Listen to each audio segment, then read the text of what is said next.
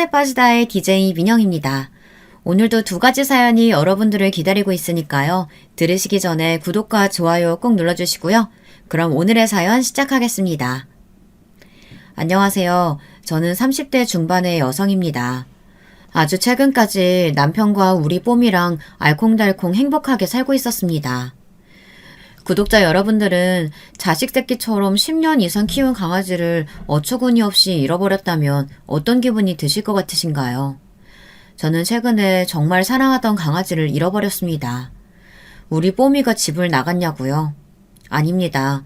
뽀미가 제 곁에서 사라진 건 어처구니 없는 사상을 가진 시어머니 때문입니다. 그래서 전 너무 화가 나고 황당해서 남편과의 이혼을 준비하고 있습니다. 그 이유는 제 남편 때문이 아니라 어디까지나 말도 안 되는 이유로 제 강아지를 해코지한 시어머니 때문입니다.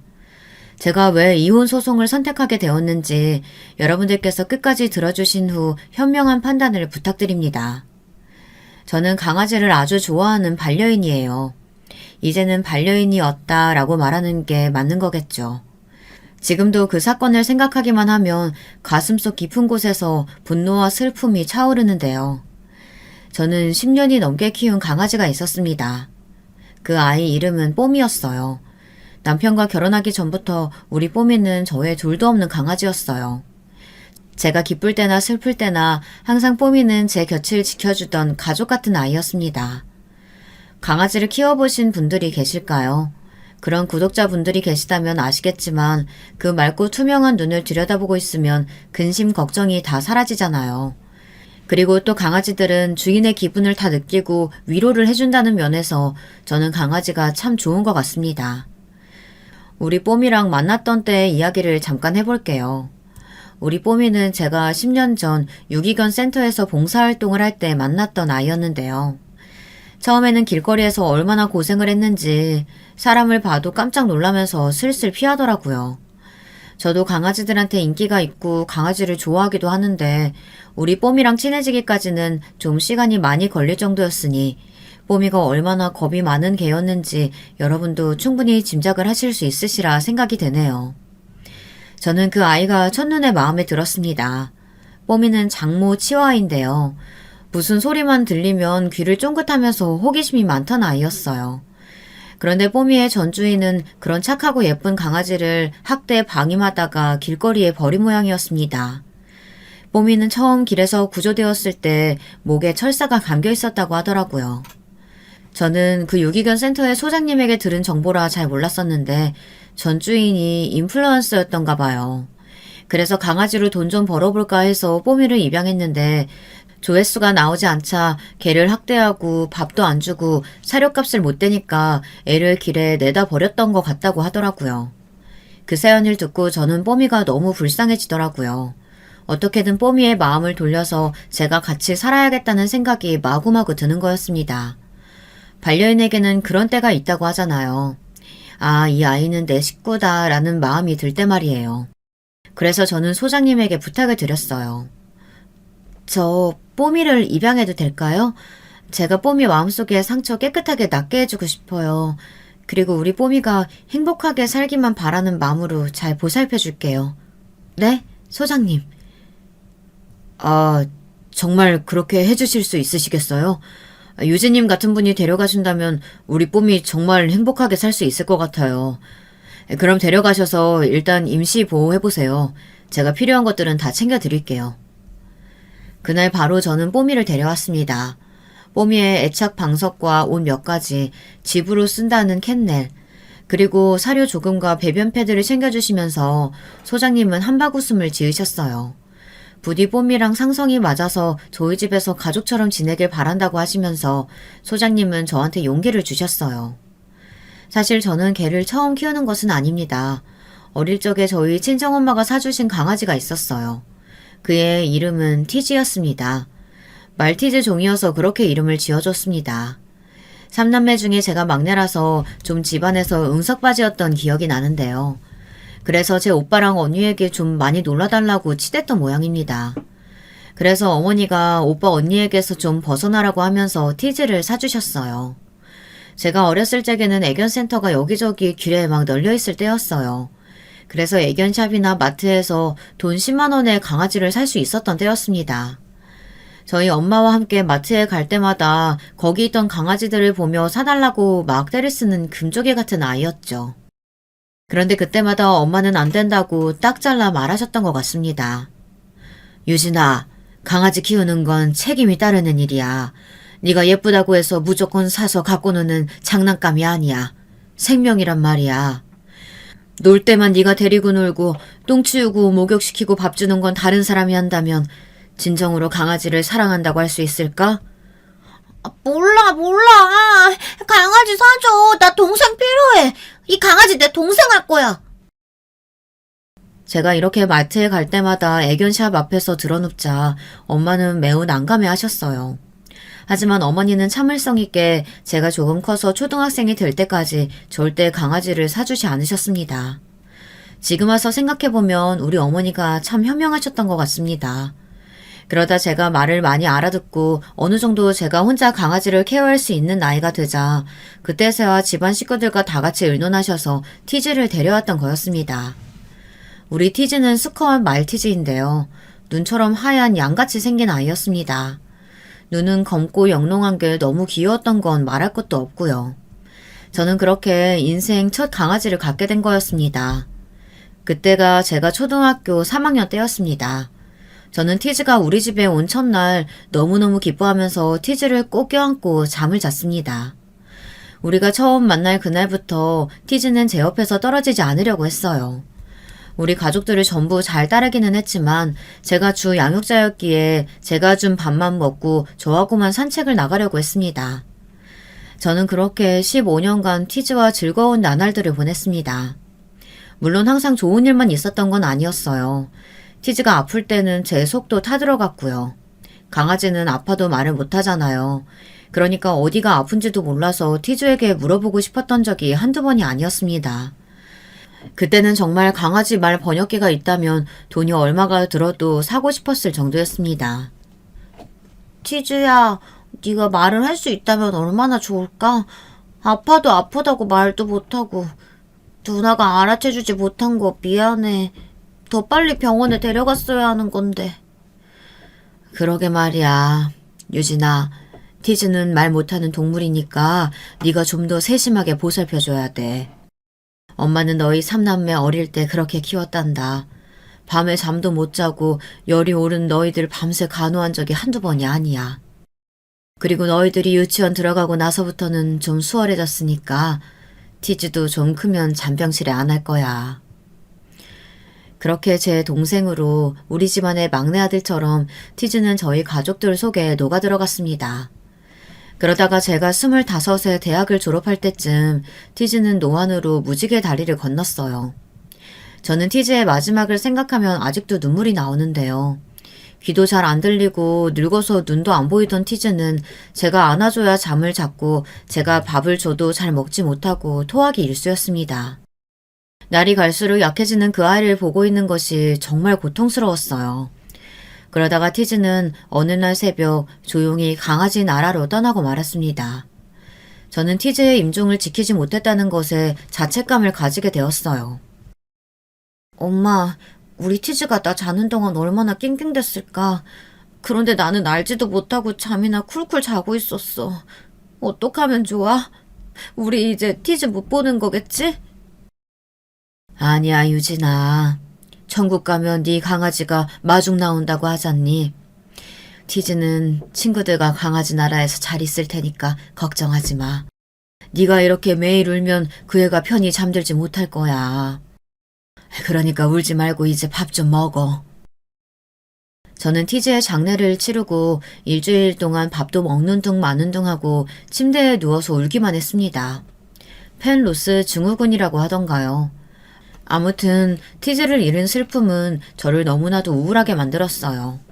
어딜 가도 우리 티즈와 함께 했던 모습이 눈에 밟혀서 저는 길에서도 바보처럼 울고 그 애와 돌아다녔던 산책길을 매일 미친 듯이 돌아다녔습니다. 빨간 티즈의 목줄을 잡고 말이에요.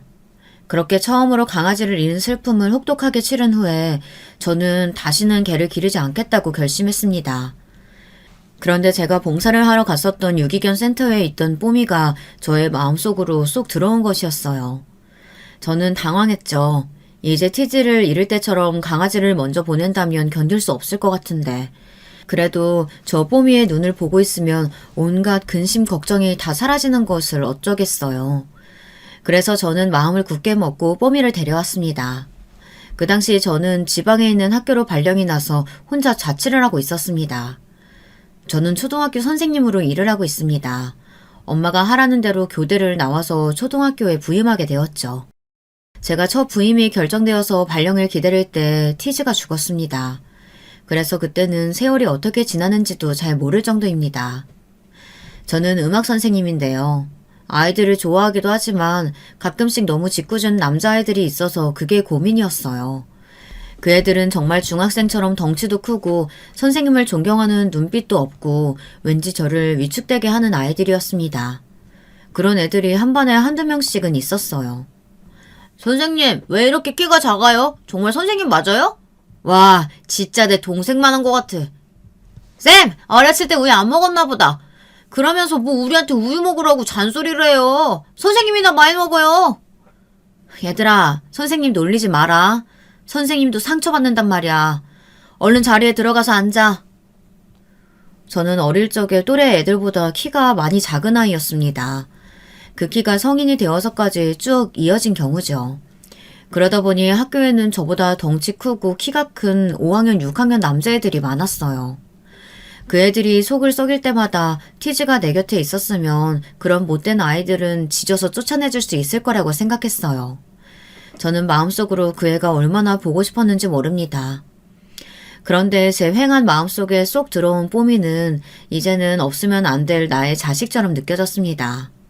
어느 날 학교 수업이 끝난 후 뽀미랑 운동장을 산책하고 있었는데요. 다른 반 친구들이 저한테 와서 또 키가 작다느니 너무 말랐다느니 하며 엄연히 선생님인 저를 툭 치고 도망가는 것이었어요. 저는 평소에도 이런 일들을 많이 겪어서 화가 나도 참고 얼른 뽀미를 끌어안고 학교를 나가려고 했습니다. 그런데 뽀미는 그 작은 몸으로 저를 지키겠다고 그 아이들에게 무서운 기세로 짖는 거였습니다. 뽀미의 맹렬한 기세에 깜짝 놀란 아이들은 걸음아 나 살려라 하고 도망을 갔죠. 그 후로는 짓궂은 초등학생들의 괴롭힘은 없어졌습니다. 그때부터 저는 뽀미를 든든한 저의 보호자로 자식처럼 생각하고 키웠습니다. 저는 사실 결혼을 할 생각이 전혀 없었어요. 그저 뽀미와 함께 늙어가는 것만이 소원이었어요. 하지만 저희 언니가 먼저 결혼을 했고 언니가 32에 낳은 조카가 너무너무 이뻤습니다. 그리고 언니와 형부가 아기를 낳고도 아무런 다툼 없이 아주 잘 사는 모습이 보기 좋았어요. 제 언니는 조카를 보러 언니 집에 온 저한테 하루는 이런 얘기를 하는 것이었습니다. 유진아, 너도 결혼은 해야지. 엄마 아빠도 원하실 거고. 너도 나중까지 뽀미랑 같이 산다고 하지만 뽀미가 너보다 오래 살진 않을 거잖아. 그러면 티즈가 죽었을 때처럼 또 슬퍼하기만 할 거야? 네 노후 걱정도 좀 해야지. 언니, 나도 좋은 사람 있으면 결혼하는 건 나쁘지 않다고 생각해.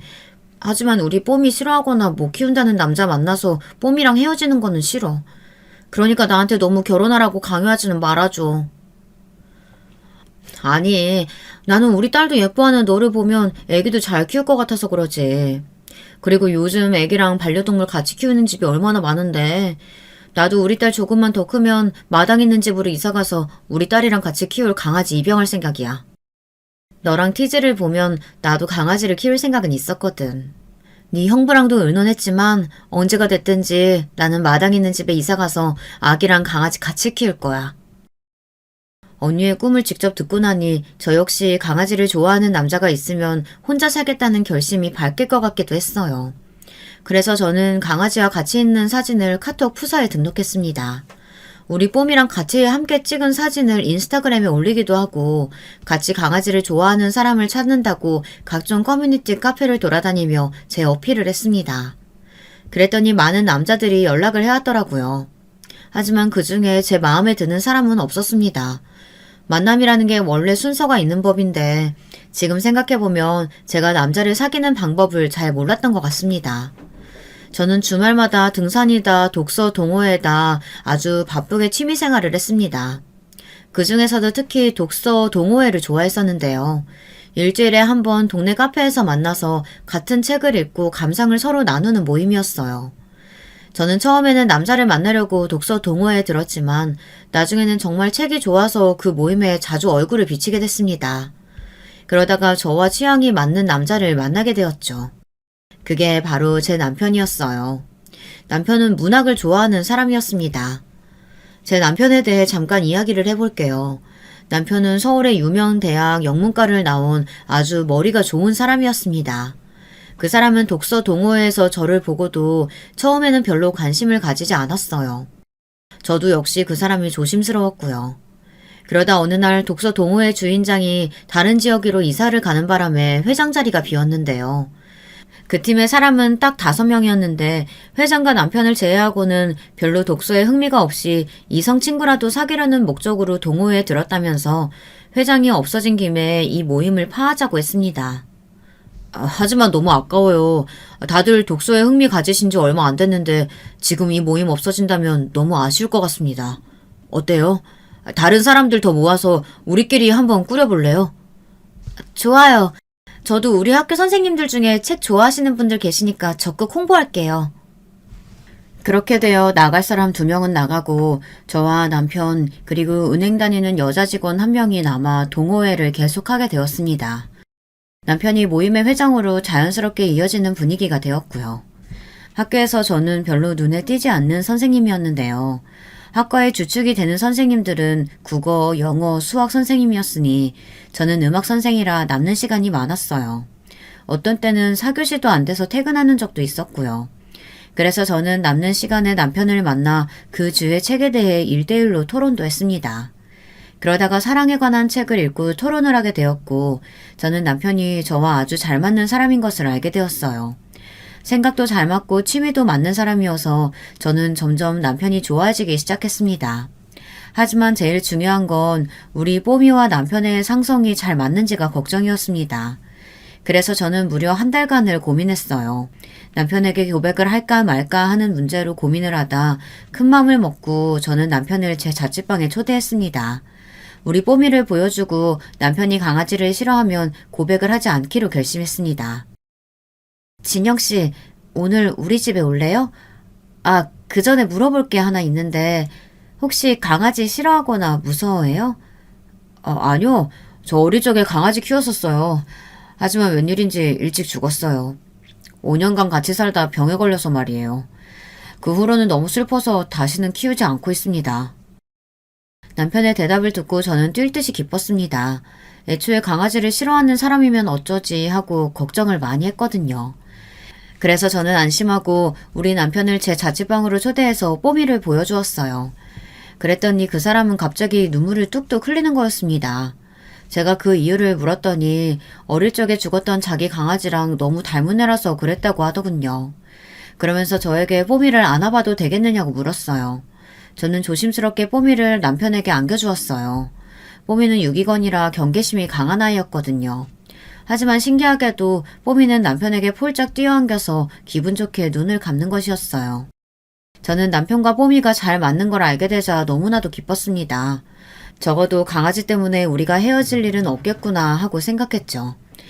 하지만 우리 남편이 아닌 남편 어머니 때문에 우리가 결국은 헤어지게 되었습니다. 그 이야기는 차차 하기로 하고요. 저는 남편과 뽀미가 잘 맞는 것을 확인하자마자 친정 어머니께 말씀드려 이 사람과 결혼을 하겠다고 했어요. 저희 어머니는 안 그래도 제가 지방에 있는 학교에서 혼자 자취하고 있는 것을 걱정스럽게 생각하고 계셨나 봐요. 제가 사귀고 있는 남자가 있다는 말을 하자마자 정말 번개처럼 그 사람을 한번 만나보자고 해서 자리를 마련하게 되었습니다. 남편은 우리 친정엄마의 마음에 쏙 드는 사람이었고 어머니는 아버지를 움직여서 우리 가족 모임에 남편을 초대하게 되었어요. 그 자리에서 남편은 우리 가족에게 전부 눈도장을 찍게 되었어요. 우리 가족들은 전부 남편을 좋아했습니다. 처음에 오빠는 제가 결혼할 나이가 되지 않았다고 하면서 제 결혼을 반대했지만 남편을 만나보고는 마음이 달라졌습니다.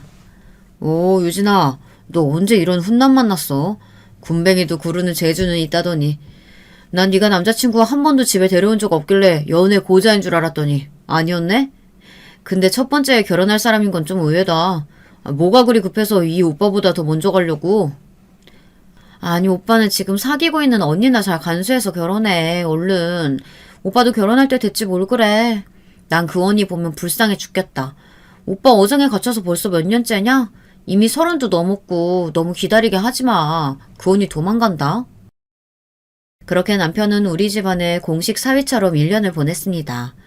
결혼하기 전부터 싹싹하고 착한 이 사람은 마치 사위처럼 우리 집안의 대소사를 다 챙기고 참석했어요. 그리고 나서 상견례를 진행했어요. 남편의 변명으로는 자기 부모님이 좀 까탈스러운 분들이라 심사숙고했다고 하는데 그래도 자기는 우리 친정집에 사위처럼 굴면서 남편의 본가에는 아직 저를 소개시켜주지 않고 있다는 건 조금 이상하기는 했습니다. 그래서 어느 날 저는 마음을 딱 굳게 먹고 남편에게 시부모님을 만나게 해달라고 했죠. 자기야, 나 당신하고 결혼할 생각으로 만나는 거야. 그러니까 나도 시부모님 만나게 해줘. 나도 그분들께 인사도 드리고 가족이 되고 싶어서 그래.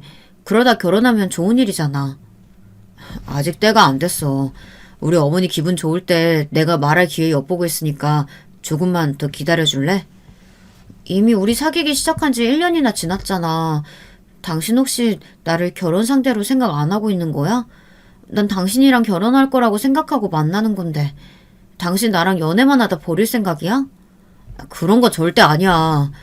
다만 우리 엄마는 너무 까다로운 사람이라서 당신이랑 잘 맞을지 내가 걱정이 돼서 그래. 저는 그래도 좋다고 그분들의 마음에 들게 노력을 해보겠다고 하곤 남편을 계속 일주일이나 졸랐습니다. 마침내 남편은 저를 못 말리겠다고 하면서 시부모님들과 식사 자리를 마련했어요. 그날 저는 시어머니를 처음 만났습니다. 시아버지는 점잖게 생기셨고 정말 선비 스타일의 은퇴한 은행장이셨어요. 금융계에 종사하신 분이라서 남편의 집안은 부유했고요. 외동아들이었던 남편은 큰 별일이 없는 한 그 집의 재산을 물려받을 단 한 사람의 상속자였죠. 하지만 시어머니는 정말 신경질이 얼굴에 딱 보이는 그런 심술궂은 분이었어요. 어른에게 이런 말을 하면 안 되는 건 아주 잘 알지만 제 어머니는 프렌치 불독처럼 생기셨거든요. 불독들은 주름이 많은 게 귀엽잖아요. 그런데 사람은 아니더라고요. 엄청 뚱뚱하신 데다가 얼굴살은 늘어져서 턱은 세 겹인데 그게 정말이지 불독을 연상케 하더라고요. 그리고 무엇이 불만이신 건지 항상 입은 축 처져 계신 분이었어요. 저는 시어머니의 얼굴을 본 후 남편이 왜 걱정을 했는지 단박에 알았습니다. 아버님, 어머님 안녕하세요. 저는 이유진이라고 하고요. 지금은 충북 청주의 초등학교에서 근무하고 있습니다. 과목은 음악선생이고요. 잘 부탁드리겠습니다. 그래. 우리 아들한테 얘기는 많이 들었어요. 아가씨가 학교 선생님이라니 아주 내가 마음에 쏙 들었어요. 그리고 우리 진영이가 독서를 좋아하는데 그럼 아가씨도 책 좋아하나? 아유, 우리 진영이가 책 좋아하는 거야. 어릴 때부터 책 벌레였지 뭐. 얘는 그냥 밖에 나가 놀지를 않았다니까. 맨날 책만 사달라고 하고. 그런데 아가씨, 부모님은 뭐 하시는 분들이야? 저는 시아버지, 시어머니가 한꺼번에 저에게 다른 질문을 하셔서 정신이 하나도 없었어요. 그래서 잠깐 생각하느라 대답할 타이밍을 놓치고 말았습니다. 그랬더니 시어머니는 신경질을 버럭 내시는 거 아니겠습니까? 아니, 어른이 물으면 제깍제깍 대답을 해야지 뭐 하느라고?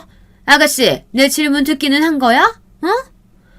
아니, 두 분이 따로 물어보셔야지. 연달아 질문하니까 우리 유진이가 당황해서 그런 거예요. 유진 씨 아주 똑똑하고 착한 여자예요. 그리고 어머니 소리 지르지 마세요. 그래, 알았다 이 녀석아. 네 엄마 질문에 먼저 대답하라고 해라. 아이고, 당신은 못당해 내가. 저는 그제서야 퍼뜩 정신을 차리고 두 분의 질문에 대답을 할 수 있었어요. 시어머니는 하여간 그때부터 성격도 급하시고 신경질적인 것이 딱 저를 주눅들게 하기 좋은 분이었습니다. 하지만 시어머니를 제외한 남편의 식구들은 다 저를 마음에 들어 하셨습니다. 저는 시댁 시고모님도 만나야 했는데요. 그분은 시아버지의 누나이신데 혼자 사셔서 시아버지가 가까이 살며 돌봐드리고 있다고 하더라고요. 결혼하게 되면 자주 시댁에서 마주칠 것 같으니 미리 인사시켜야 한다며 시아버지가 시고모님 집에 저와 함께 방문하셔서 인사를 드렸습니다. 시고모님은 연세가 90이 넘어 거의 100세 가까이 되시는 분이었어요. 잘 들리지도 않고 눈도 나쁘셔서 가정부 아주머니가 매일 밥도 해드리고 돌봐드린다고 하시더라고요.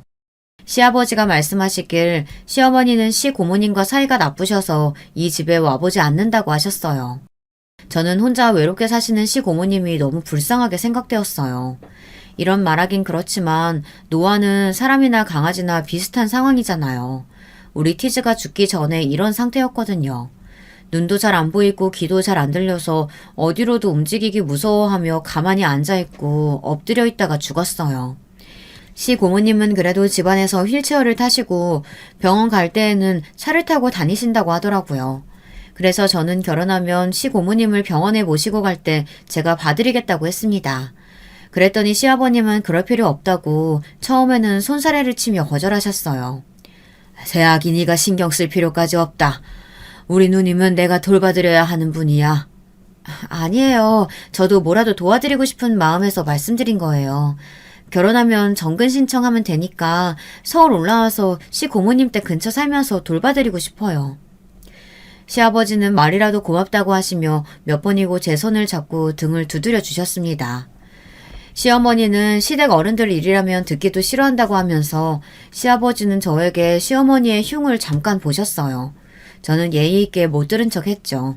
하지만 심정적으로는 동감할 수밖에 없었어요. 남편과 결혼을 하자 시어머니의 심술궂은 성격은 그대로 저에게 힘든 시집살이의 형태로 나타났으니까요. 시어머니는 별일이 없는데도 저녁마다 전화를 하라고 하시며 저를 괴롭히기 시작하셨어요. 매일 자기 전 안부 전화는 물론이고 일주일에 한 번씩 본가에 와서 저녁을 먹으라는 것이었어요. 저는 처음 신혼에는 며느리가 다들 그러고 사나보다 하고 주말도 없이 시댁에 계속 갔습니다. 하지만 그게 6개월이 넘게 지속되고 나니 저도 좀 지치더라고요. 주중에는 학교에서 애들이랑 주임 선생님, 교장 선생님한테 치이는데 주말에 집에서 쉬지도 못하고 시댁에 가야 했으니까요. 저는 점점 지쳐서 남편에게 어느 날 불평을 했습니다. 우리 친정에도 이렇게는 하지 않는다고요. 우리 친정엄마는 일단 시댁이건 친정이건 부모님 집에 자주 가는 것 자체를 별로 안 좋아하셨어요. 독립적인 성격이시라 제가 결혼하고 친정에 좀 가려고 하면 친정엄마는 그날 본인이 약속이 있다고 하시면서 집에서 쉬라고 하시는 분이었어요. 하지만 시어머니는 전업주부이시다 보니 할 일이 정말 없으셨나 봐요. 게다가 남편이 외동아들이니 얼마나 남편에게 기대하고 아마 모르긴 몰라도 남편이신 시아버지보다 더 남편처럼 의지하셨던 게 분명합니다. 게다가 시어머니는 제가 결혼 전에 시아버지와 했던 약속, 즉 시고모님 댁에 들러서 돌봐드린다는 그 부분을 특히 마음에 안 들어 하셨어요. 어느 날 시어머니는 시댁에 갔던 김에 집에 오기 전에 항상 시고모님 댁에 들려 같이 저녁을 먹고 집으로 갔던 일을 말씀하시면서 저에게 그러시는 거예요. 네가 남편 누나 돌봐드린다고 했다면서? 왜 그렇게까지 해야 하는데? 우리 아들이 그 집 가는 거 난 싫다. 그러니까 네 시고모님 댁에 가지 마라. 그럴 시간 있으면 우리 집에서 저녁까지 먹고 가. 어머님은 왜 시고모님 싫어하세요? 저는 결혼 전에 시아버지랑 약속했던 게 있어서 안 돼요. 혼자 쓸쓸히 집에 계시는데 그럼 어떻게 안 돌봐드려요? 안 그래요, 여보? 그래요. 나도 고모님 신경 쓰이더라고요. 아버지가 돌봐드리긴 하지만 아무래도 남자 손길이랑 다르지. 우리 여보가 잘하고 있으니까 가지 말라고 말하지 말고 엄마도 마음 좀 곱게 쓰세요.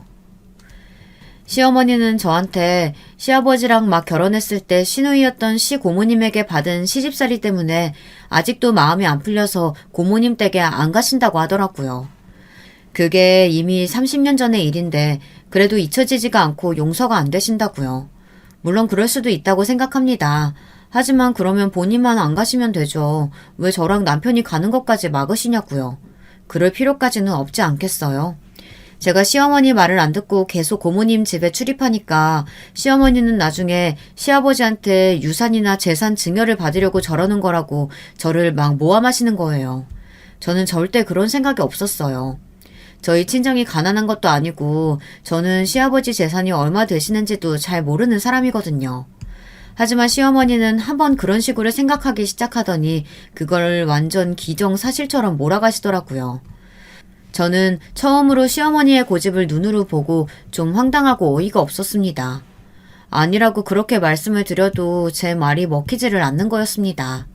저는 점점 시댁에 가는 게 싫어졌고 시댁만 갔다 오면 소화제를 먹거나 손을 따야 했습니다.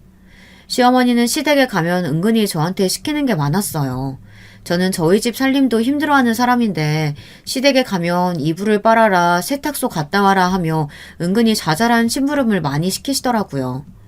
시어머니 혼자 시댁 살림을 하는 거냐고요? 그것도 아니었습니다. 시아버님은 어머니가 살림을 할 필요 없고 저보고도 도울 필요가 없다고 누누이 말씀을 하셨어요.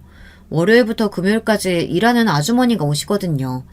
그러니 이건 제가 당해야 하는 시집살이인 거였습니다. 솔직히 이불을 매주 빨아서 말리는 집이 얼마나 될까요? 하지만 시어머니는 제가 올 때마다 욕조에 이불을 담가놓고 저를 기다리고 있었습니다.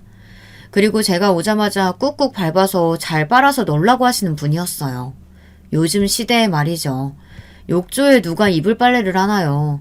시댁에 세탁기가 작은 것도 아니었고 건조기까지 다 갖춰져 있는데도 꼭 그러시니 저는 나중엔 정말 짜증이 나더라고요. 그리고 제가 제일 신경이 쓰였던 건 시어머니가 시댁에서 자고 가라고 했을 때였어요. 시댁과 우리 신혼집이 가까운데도 불구하고 시어머니는 꼭 그렇게 자고 가라고 저희 부부를 붙잡았습니다. 그럼 저는 그건 곤란하니까 안 된다고 말씀드렸어요. 왜냐하면 우리 집에는 뽀미가 있었으니까 말이죠. 뽀미는 제가 없이는 혼자서 잠을 못 자는 아이였거든요. 유기견일 때 버려졌던 나쁜 경험 때문에 누군가 집안에 있어야 잘 수 있는 아이였습니다. 그래서 저는 뽀미가 기다린다고 하며 시어머니의 자고 가라는 청을 물리치고 항상 집으로 왔어요. 그랬더니 어느 날 시어머니는 화를 또 버럭 내시는 거였습니다. 자기는 아들이랑 자면서 이런저런 이야기를 하고 싶은데 며느리 때문에 그래 본 적이 없다고요. 저는 시어머니의 그 말을 듣고 소름이 쫙 끼치더라고요. 아니 아무리 외동아들이 예뻐도 이제 제 남편이잖아요. 그런데 아들과 같이 자고 싶다뇨. 그게 제정신인 시어머니인가요? 얘 며느라, 너는 시어머니인 나보다 그 개새끼가 더 좋아? 어쩌면 우리 아들이랑 내가 얘기꽃 좀 피우려고 하면 집에 가야 한다고 유난을 떠니? 집이 먼 것도 아니고 너 혼자 가서 그 개새끼랑 자면 되잖아. 아 어머니 우리 뽀미한테 개새끼가 뭐예요. 뽀미 정말 우리 자식 같은 애예요. 말 좀 조심하세요. 그리고 우리 마누라 뽀미 없으면 못 살아요. 어쩔 때 나보다 뽀미를 더 먼저 챙길 때도 있다고요. 그러니까 어머니가 그건 좀 이해해줘야 돼요. 그리고 나도 유진이랑 같이 자고 싶지. 엄마랑 어떻게 같이 자요? 제가 뭐라고 어머니께 대꾸하기 전에 남편이 항상 저의 역성을 들어주었어요. 그건 정말 남편에게 고맙게 생각합니다. 하지만 시어머니는 그렇게 남편에게 혼이 난 후부터는 저를 무슨 눈엣가시나 원수 보듯이 째려보며 이를 박박 갈고 계셨습니다. 언젠가는 그 개새끼를 한번 혼내주겠다는 식으로 막 협박도 하셨고요. 저는 뽀미가 너무 걱정이 되었습니다. 혹시나 제가 없을 때 시어머니가 올까봐 현관 비번을 주기적으로 바꾸게 되었습니다. 저는 제가 시댁에 가는 것도 힘들었지만 우리 시어머니가 아무 때나 우리 집에 오셔서 배를 눌러대는 것도 참을 수가 없었습니다. 저희 시어머니는 정말 즉흥적인 사람이라 무슨 생각에 하나 꽂히면 꼭 그걸 해야만 했거든요. 그래서 어느 날은 김치를 담갔다면서 제가 학교에서 근무하고 있는데 전화를 해서 우리 집 현관 비번을 물어보신 적도 있어요. 얘 며느라, 내가 물김치 했는데 우리 아들이 이거 진짜 좋아하거든? 그러니까 현관 비밀번호 좀 알려줘. 아니 너는 왜 비번을 또 바꾸니? 그냥 이 시어머니가 알고 있으면 안 돼? 어머니 저 지금 수업 중이에요. 이따 전화 드릴게요. 저는 수업 진행 중에 시어머니의 전화가 오면 정말 난감하고 황당했습니다. 아무리 그래도 며느리가 학교 선생님이면 최소한 5시, 6시 이후에 전화하고 방문하시면 되잖아요. 그런데 꼭 낮에 전화를 해서 막무가내로 집 비번을 알려달라고 하니 너무 황당하더라고요. 게다가 집에는 뽀미가 있는데 시어머니가 불쑥 출입을 하면 우리 뽀미가 얼마나 놀라겠어요. 그래서 짖게 되면 이웃에서 소음 심하다고 뭐라고 할 것이 분명하잖아요. 그런데 시어머니는 이런 간단한 생각조차 못하는 그런 이기적인 분이었습니다. 본인 스케줄이 제일 중요하고 전업주부이니 아무 때나 아들 집에 가도 된다고 생각하는 그런 무개념의 시어머니였어요.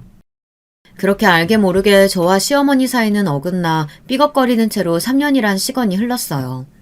결혼한 지 3년이 지나고 이제는 시어머니가 저를 포기하실 때도 된 것 같은데 시어머니는 저를 포기하지 못하시고 계속 시집살이를 시키셨습니다. 그나마 남편이 시어머니랑 싸워서 매주 시댁에 가던 것을 2, 3주에 한 번으로 줄였고 시고모님에게 가서 돌봐드리는 것도 더 이상 타박을 하시지 않긴 했습니다. 하지만 여전히 제가 시댁에 갈 때마다 무슨 구실이라도 붙여 시어머니는 저에게 스트레스를 안겨주었습니다. 최근에는 그 스트레스가 저에게서 우리 뽀미한테로 옮겨간 듯한 느낌을 많이 받게 되었어요. 얘, 너 진짜 그 뽀미라는 개랑 같이 살아야 되니? 너희들도 아기 가져야 되잖아. 근데 걔가 있으면 애기 갖기 힘들어. 걔가 애기 질투해서 물기라도 하면 어쩌려고? 어머니, 저희들 애기는 적당할 때 남편이랑 의논해서 가질 거고요. 뽀미는 당연히 우리 아기랑 같이 키울 거예요. 그러니 어머니가 걱정하실 일은 하나도 없으세요. 얘가 또 싸가지 없게 말하는 것 좀 봐. 내가 걱정이 돼서 그러는 거 아니야. 근데 넌 항상 시애미가 말을 하면 거기에 꼭 토를 달더라. 그 버르장머리 없는 건 니네 친정엄마한테서 배웠니? 이쯤 되면 저는 시어머니 말을 못 들은 척하고 남편이 총각대 쓰던 방으로 들어가 버렸습니다. 남편이 시어머니에게 잔소리를 해 이해를 시켜야 하는 타이밍인 것이었죠. 저는 그렇게 시어머니와의 관계를 단절시켜 버렸습니다. 도무지 말이 안 통하는 사람이었으니까요. 저는 제가 살기 위해서 귀를 막아버렸습니다. 여러분은 이해가 가실까요? 이런 시어머니가 있으셨던 분들은 아실 수도 있으실까요? 그렇게 끊임없는 시어머니의 잔소리들을 견디며 살아가던 중 저는 그 사건을 온몸으로 맞아야 했습니다. 그것은 우리 시어머니가 제 허락도 받지 않고 뽀미를 어딘가로 팔아버렸던 아주 지금까지도 생각하면 끔찍한 사건이었습니다. 그 일 때문에 저는 더 이상 시어머니와 같은 공간에 있기도 싫어졌어요. 남편도 덩달아 꼴보기 싫어졌고요. 우리 남편은 아무 죄가 없는 사람인데도 그 악마 같은 시어머니의 아들이라는 것만으로도 끔찍하더라고요. 이게 다 제가 뽀미를 너무 끔찍하게 사랑해서 일어난 일이라고 우리 시어머니는 오히려 제 잘못으로 덮어씌워 버리더라고요. 제가 지금부터 하는 이야기는 저와 우리 뽀미 그리고 시어머니 사이에서 일어난 끔찍한 사건입니다. 여러분들 잘 들어주시고 누가 잘못했는지 자잘못을 가려 사이다 댓글 부탁드립니다. 우리 뽀미는 자기를 좋아하는 사람과 싫어하는 사람을 아주 기가 막히게 구분할 줄 아는 아이였어요. 아무리 길거리에서 애들이 꼬셔도 절대 먹을 것에 혹하지 않고 장난꾸러기들에겐 가지도 않는 똑똑한 아이였습니다. 뽀미가 따르는 사람은 제 단골 수의사 선생님하고 저 그리고 남편뿐이었어요. 당연히 뽀미는 시어머니가 집에 들어오는 것을 아주 싫어했습니다. 게다가 시어머니는 우리 집에 오시면 꼭 우리 뽀미를 때리거나 발길질을 하는 못된 행동을 일삼으셨어요. 시어머니는 개가 짖는 소리를 아주 싫어하셔서 뽀미를 망할 개새끼라고 부르셨어요. 그래서 저는 시어머니가 우리 집에 자주 출입하는 걸 달가워하지 않았던 거였습니다. 뽀미도 시어머니를 싫어하고 무서워했으며 시어머니도 뽀미에게 해코지를 했으니까요. 그러던 어느 날 제가 수업을 마치고 집에 돌아오니 저녁에 뽀미가 어디에도 없는 것이었어요. 저는 기절할 듯 놀라서 집안을 샅샅이 뒤졌습니다. 하지만 뽀미는 아무데도 보이지 않았어요. 저는 정신없이 밖으로 나가 뽀미를 찾아다니기 시작했습니다. 남편에게도 울면서 전화를 했고요. 여보, 우리 뽀미가 없어졌어. 어떡해. 나 지금 경찰서에 신고하러 가고 있어. 내가 최대한 빨리 집으로 갈게. 경찰서에서 강아지를 찾아줄 것 같진 않아. 우리가 찾아보자. 아, 당신 집 앞에 있는 CCTV 확인해봤어? 저는 그제야 정신이 들어 집 안으로 달려갔어요. 그리고 CCTV를 확인해봤습니다. 우리 뽀미가 혼자 집에 있는 시간에 외롭지 말라고 제가 달아둔 것이었어요. 그랬더니 거기엔 경악할 만한 사실이 담겨있는 게 아니겠습니까? 시어머니가 낮 2시쯤 집에 몰래 들어와 뽀미를 확 안더니 캔넬에 몰아넣고 도망치듯 집을 나가는 영상이 찍혀 있었습니다. 범인은 시어머니였어요. 제가 이 사실을 알고 얼마나 절망에 빠졌는지 여러분들은 상상도 못하실 것 같아요. 저는 눈물을 흘리며 슬리퍼 차림으로 시댁에 가서 시어머니에게 마구 따졌습니다. 어머니, 우리 뽀미 어떡하셨어요? 시댁에 데리고 계신 거예요? 왜 우리 집에서 뽀미를 납치하셨냐고요? 왜? 그 개새끼 내가 좋은 곳에 보냈어. 우리 아들보다 더 끔찍하게 생각하는 그 새끼 이젠 절대 못 볼 거야. 왜 우리 아들이 번 돈을 그 개새끼 준다고 사료 사고 장난감을 사니? 그리고 애기 가지라니까 개새끼 기고 산다고 안 가지려고 하고. 저는 너무나도 화가 치밀어서 시어머니의 뺨을 한 대 갈겼습니다. 시어머니는 많이 놀라 숨이 점점 거칠어지시더니 제 뺨을 대려 갈기시더라고요. 그러면서 부들부들 떠는 것이 정말 악마가 따로 없었습니다. 그래도 분이 안 풀리셨는지 시어머니는 저한테 맞은 뺨을 부여잡고 갑자기 울음을 막 터뜨리시는 거였어요. 아이고 이년이 며느리가 사람 치네. 네가 시애미를 때려? 너 아주 개에 미쳐서 정신이 나갔지? 미치신 건 어머니죠. 어떻게 저 몰래 우리 뽀미를 갖다 버려요? 어딨어요 우리 뽀미? 데려간 거 빨리 말해요.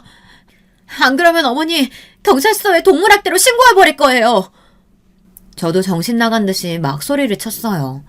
그런데 운이 나쁘게도 남편이 그 상황에서 시댁으로 달려 들어온 거였습니다. 남편은 이미 아수라장이 된 시어머니와 저를 보고 놀라서 눈을 휘둥그레 뜨고 저에게 물었습니다. 정말 제가 어머니를 때린 거냐고요. 그래서 제가 악에 받쳐서 마구 소리를 질렀어요. 그래, 나 어머니 때렸어. 근데 우리 뽀미 데리고 나가서 팔아버린 범인이 어머니야. 바로 확인하고 집에서 오는 길이라고. 근데 어디 갔는지 말을 안 하셔. 어떡해, 우리 뽀미 개장수한테 팔려갔대. 나 어떡해. 저는 시댁 마룻바닥에 주저앉아서 서럽게 통곡을 했습니다. 뽀미의 마지막 얼굴이 잊혀지지 않았어요. 분명 아침에 출근을 했을 때 인사하면서 제 손을 핥던 아이였는데 그 아이를 이제 다시 못 본다고 생각하니 정신이 나갈 것 같았습니다. 저는 당장 시어머니를 동물학대로 신고했어요. 하지만 경찰들은 출동을 하더니 또 가족 내 일이라면서 개입하기를 꺼리는 것이었습니다. 동물권은 어디 간 건지. 출동한 경찰 중 한 명은 그깟 개 한 마리 때문에 신고하지 말라는 식으로 훈계까지 하더라고요. 저는 악에 받쳐서 시어머니가 가장 좋아하는 것을 저도 빼앗아야겠다고 큰 소리로 선언하고 말았습니다. 그리고 집에 와서 머리를 싸매고 곰곰이 생각해봤어요. 그랬더니 시어머니는 지금 살고 있는 80평짜리 저택 같은 아파트를 제일 사랑하시는 거였습니다. 틈만 나면 인테리어를 바꾸거나 쓸고 닦고 하면서 시어머니는 집을 아주 끔찍하게 생각했습니다. 그래서 저는 인터넷을 뒤져 그 집 시세를 알아보고 근처 부동산에 20억짜리 아파트를 반으로 뚝 잘라 10억을 내놨습니다.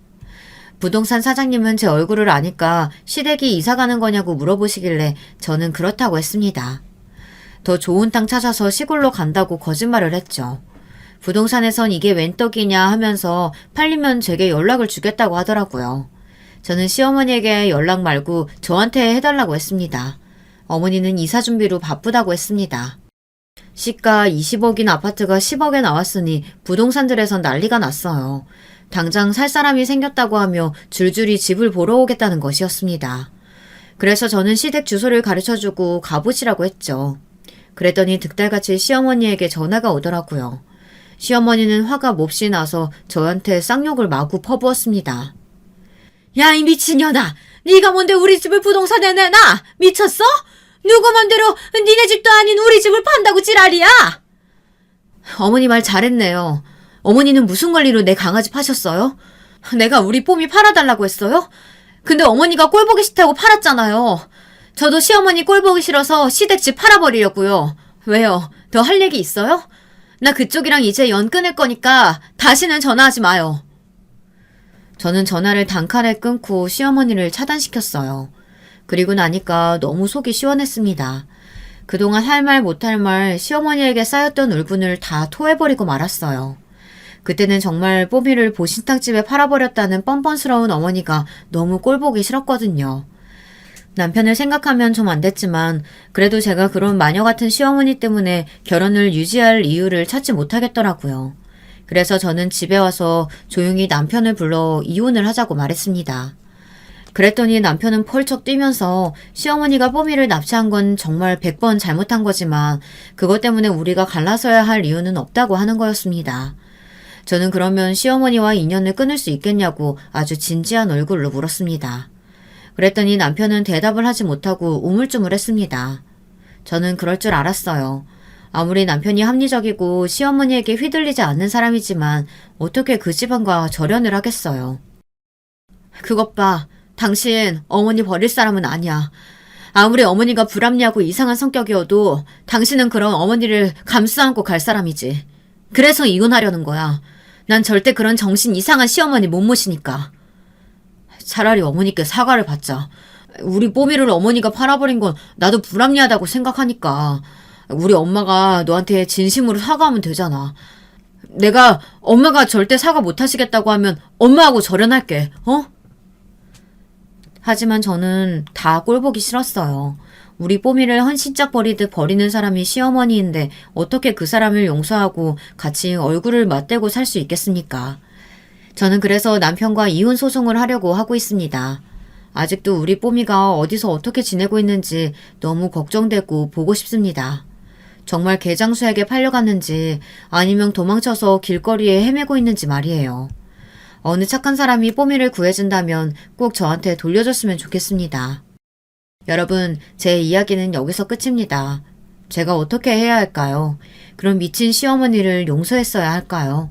저는 그럴 수는 없을 것 같아요. 여러분은 어떻게 생각하시나요? 여러분의 댓글을 많이 기다리고 있으니 한마디씩 부탁드리겠습니다. 저는 요즘 꿈을 꾸면 뽀미의 얼굴이 어른거려서 잠을 깨곤 합니다. 꿈에서 뽀미는 슬픈 얼굴로 저를 오랫도록 쳐다보고 있어요. 뽀미가 어딘가에서라도 잘 살아주길 마음속으로 바라고 있습니다. 저는 다시는 우리 시어머니 같은 사람과는 엮이고 싶지 않네요. 지금은 친정에서 지내고 있지만 앞으로 어떻게 해야 할지 막막하기만 합니다. 여러분들이 저에게 힘이 되어주셨으면 좋겠습니다. 제 사연은 이만 마치겠습니다. 환절기 감기 조심하시고 여러분들 가정에 행복만이 가득하셨으면 좋겠습니다. 감사합니다. 여러분, 두 번째 사연 시작하기 전에 좋아요, 구독 꼭 눌러주실 거죠? 그럼 두 번째 사연 바로 시작합니다. 가족끼리 똘똘 뭉쳐야 이 험한 세상 그나마 잘 버티며 살 수 있다고 제 나이 70평생을 그렇게 생각하며 딸아이에게도 그리 살라 매일같이 말하며 살아왔건만 이게 웬걸. 제가 제 발등을 찍으며 제 자식 인생까지 날아가게 할 뻔한 걸 간신히 정신 차리고 남은 인생. 망할 사위놈 개박살 내는 데에만 바치길 각오한 사연 좀 풀어보려고 합니다. 남보다 못한 게 가족이라는 말까지 있는 대한민국에서 제가 일평생 가족, 식구만 생각하며 살게 된 것은 어릴 적부터 우애 좋고 가족애까지 충만한 집안의 막내딸로 자랐기 때문이었습니다.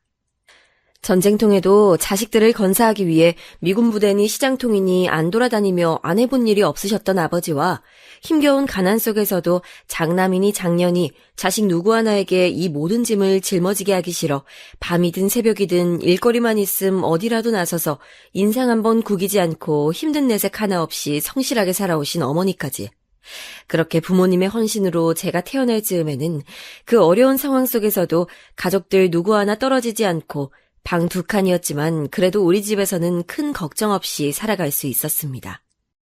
언제나 서로를 위하고 자식들을 위해 노력을 아끼시지 않으셨던 부모님 밑에서 자라서인지 언니와 오빠들은 제가 학교에 갈 때까지도 업고 안고 어디를 가든 항상 데리고 다녔어요. 그맘때쯤 부모님께서 작은 가게를 열어 두부를 만들어 파셨는데 두 분이 새벽부터 나가시면 종종 언니와 오빠들과 함께 시장에 나가곤 했어요. 그럴 때마다 언니와 오빠들은 얼마 남지 않은 돈으로 제게만 여시며 만두를 사서 입에 물려주곤 했습니다. 자, 해봐. 맛있지? 우리 막내 잘 먹네. 이뻐라. 언니와 오빠들도 한참 갖고 싶은 건 많고 먹고 싶은 것도 많을 나이였을 텐데도 언제나 제게 먼저 양보해주고 오히려 더 많이 사주지 못해 미안하다 하며 언제나 막내인 저를 안쓰러워했습니다. 어린 기억 속에 남겨져 있던 부모님과 형제들의 모습은 언제나 서로를 먼저 생각하고 서로를 걱정해주는 모습들 뿐이었어요. 거기다 형제들 모두 공부도 곧잘해 큰오빠는 은행에, 둘째 오빠는 동네 운수회사에 취직했고 언니는 양장점에서 일을 하다 나중에는 어엿한 양장점을 운영하기도 했습니다. 제가 고등학교에 들어갔을 때 즈음에는 부모님이 운영하시던 두부가게도 꽤 규모가 커졌고 형제들 모두가 어엿한 직장이 되어 집안은 꽤 안정에 이르러 서울 외곽에 꽤 넓은 2층짜리 주택을 사 큰오빠가 은행에서 만난 새언니와 결혼을 할 때까지 모두 다 함께 살았습니다. 점점 나라가 발전하고 많은 것들이 변화하기 시작하면서 같은 시대를 겪어온 다른 친구들의 가족들은 서로 자신들이 해왔던 고생들을 훈장처럼 내세우며 누가 더 많은 희생을 했는지 줄 세우듯 고생 배틀을 이어가고 있었지만 우리 가족은 달랐습니다. 오빠가 결혼할 당시 아버지는 집이든 차든 무엇이든 다 해주겠다고 하셨지만 오빠는 제게 나눠줄 것이 있다면 그게 뭐가 됐든 동생들에게 나눠주라고 했고 결혼 준비를 하는 내내 오빠는 직장 생활을 하며 모아놓은 돈으로 모든 준비를 해냈습니다. 아버지는 그 마음이 기특하다며 고향 땅에 사두었던 땅을 자식 넷에게 공평하게 나눠주셨습니다. 바로 그 땅이 몇 년 후 바로 앞에 도로가 생기면서 엄청나게 올라 제게 서울의 신축 아파트를 선물해줬죠. 그렇습니다. 저는 저와 같은 시대를 살아온 많은 사람들 중에서도 꽤나 운이 좋다면 좋다고 할 수 있을 축이었습니다. 큰 고생 한 번 안 하고 부모님과 형제들 품에서 곱게만 자라왔으니까요. 이랬던 제가 눈에 넣어도 안 아플 제 딸의 남편, 사위를 가만두지 않겠다는 마음으로 평생을 살겠다 마음먹었을 때에는 얼마나 그놈이 개놈의 자식인지 알만하시겠죠? 형제들과 달리 공부에는 영 재주가 없었던 저는 고등학교를 졸업함과 동시에 부모님의 두부 가게의 운영을 도왔습니다. 잠들기 전 무게도 가늠할 수 없을 정도의 많은 백태를 씻고 불리기를 반복했고 새벽에 일어나 잠이 깰 틈도 없이 콩을 갈고 또 갈았습니다. 불려놓은 콩들을 모두 다 갈아놓으면 부모님께서 콩물, 비지, 순두부, 두부, 서리태두부 등을 만들어 종류별로 식당 사장님들과 시장 상인들에게 납품을 하러 가셨고 저는 집으로 돌아가 그대로 낮잠을 자곤 했습니다. 매일 차가운 물을 만지고 무거운 것들을 드느라 체력적으로는 많이 고되고 힘들었지만 어릴 적부터 매번 부모님과 형제들에게 받기만 한 저로서는 부모님 두 분이서 몇십 년간 힘들게 해오셨을 일을 조금이나마 함께 나눌 수 있어서 보람있고 나름 성실하게 일하는 것이 적성에도 잘 맞았습니다. 그렇게 세월이 흘러 언니와 오빠들이 모두 다 결혼을 해 분가에 나갔고 어느새 그 큰 주택에는 저와 부모님만 남아 착실히 두부 가게를 이어나갔습니다. 남들 말로는 형제끼리 결혼 전에 아무리 사이가 좋았다 하더라도 다들 각자 결혼을 해 처자식이 생기면 다들 제 식구만 챙기느라 바쁘다고들 했지만 우리 집은 달랐습니다. 언니는 어릴 적부터 알던 초등학교 동창과 결혼해 다행히 집 근처에 신혼집을 얻어 왕래가 찾았고 오빠들도 주말이면 자주 집에 들러 부모님과 외식도 하고 여행도 함께 다녔습니다. 그렇게 우리 집엔 항상 크고 작은 사고 하나 없이 언제나 순탄할 줄로만 알았습니다. 그런데 어느 날과 마찬가지로 시장으로 납품을 다녀오시던 어머니께서 갑자기 쓰러져 병원 응급실에 실려가는 일이 생겼습니다. 엄마! 정신 차려봐요! 여기 구급차 불러주세요! 추운 겨울에도 감기 한번 크게 앓으신 적 없을 만큼 건강 체질이셨던 아버지와는 달리 평소에도 어머니는 항상 소화불량과 어지러움을 달고 계시기야 했지만 이렇게 갑자기 쓰러지실 만큼 몸이 쇠약해지셨다는 사실에 가족들 모두가 놀라 걱정이 이만저만이 아니었습니다. 어떡해. 내가 못 챙겨서 엄마가 이렇게 된 거야. 자책하지 마. 큰 병 아닐 거야.